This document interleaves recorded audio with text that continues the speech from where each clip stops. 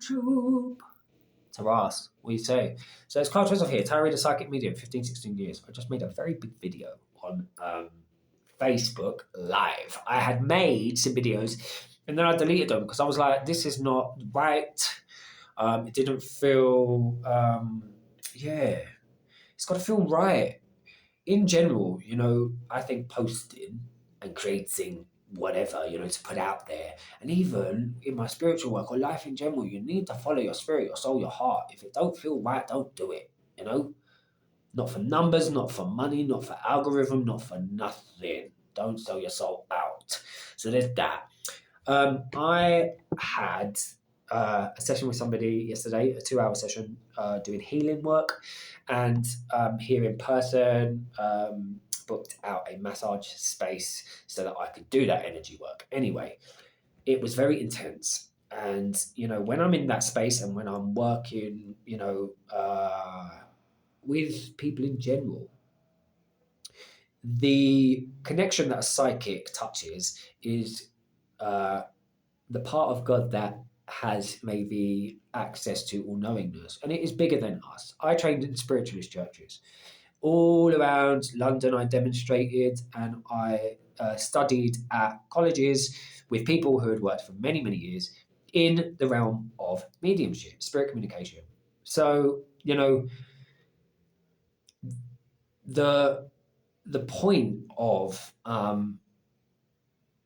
being a good psychic and flexing those muscles and accessing the psychic modalities is to provide people context and relativity around where their experience and their road and their life is sitting within the totality of God.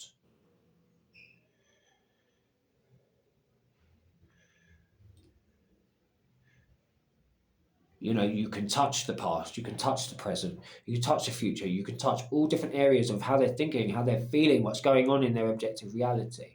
But one thing I will say is this: every time I am in very intense spaces, what I know to be true is that there is intelligent design and divine perfection at all times.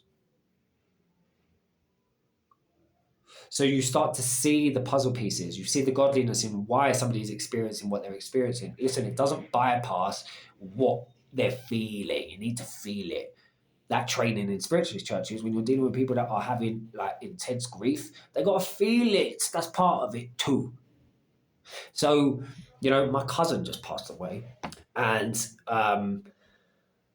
after I did that healing session, I felt, I went into a deep meditation afterwards, and I could really feel, and I'm not somebody who's into, the angelic realms or angel spaces or entity or whatever. Yeah, I'm working strictly with things that you can verify. I like concrete evidence. That's what spiritualist churches in the UK seek to do, provide evidential mediumship that can be validated and confirmed. So that's why I'm really, if spirituality gets too out there and not grounded and rooted, I don't like it. I have had angelic healing done and it was very powerful. So I know that there's something in it and we can connect to these spaces. It's just not, I work with, your life, things that you can verify. I'm not touching no spirit guides. I'm not touching no angels. But in that meditation, I felt my cousin. And I understand at the moment that they're devastated. The family are devastated. She's got 2 children. My auntie is questioning her faith.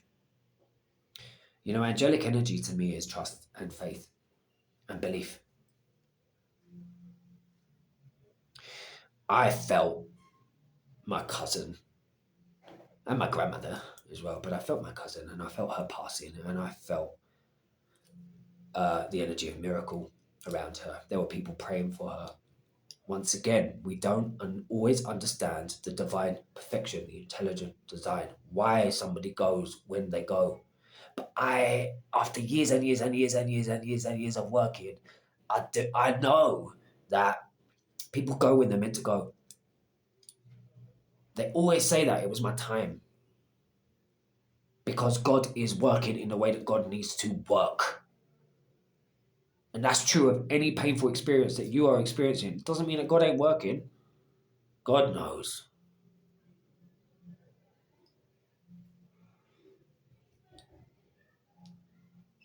So, yes, there was the energy of miracle around my cousin. There was the energy of angel around my cousin. Now, maybe on some level, she'll be doing some work from the spirit worlds. And that is an energetic world. It's not tangible in the way that we see it and we feel it. The material world here is different.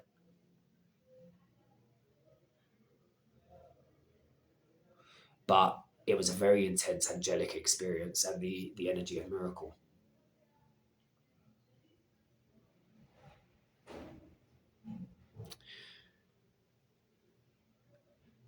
So, yes, your pain and your trauma and your hardship.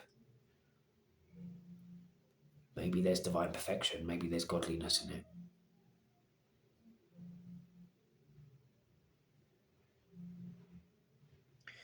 And if you are experiencing sadness, grief, and doubt, and question of faith, maybe pray because, it does work. The other thing that I will say, and I'll make a video about this on a different day, is that we are going into the year of the fire horse. We have currently 4 placements in Sagittarius: the Sun, our crown, Moon, third eye, Venus, heart, and Mars, solar plexus. So Sagittarian energy is, it's horse energy, it's fire energy, fire sign. We're shooting forward into the Chinese year of the fire horse. Those two systems are aligned. That's why Vedic astrology is more accurate than Western astrology. Yeah. Just feel it, lots of energy flowing. What's the other thing I want to say?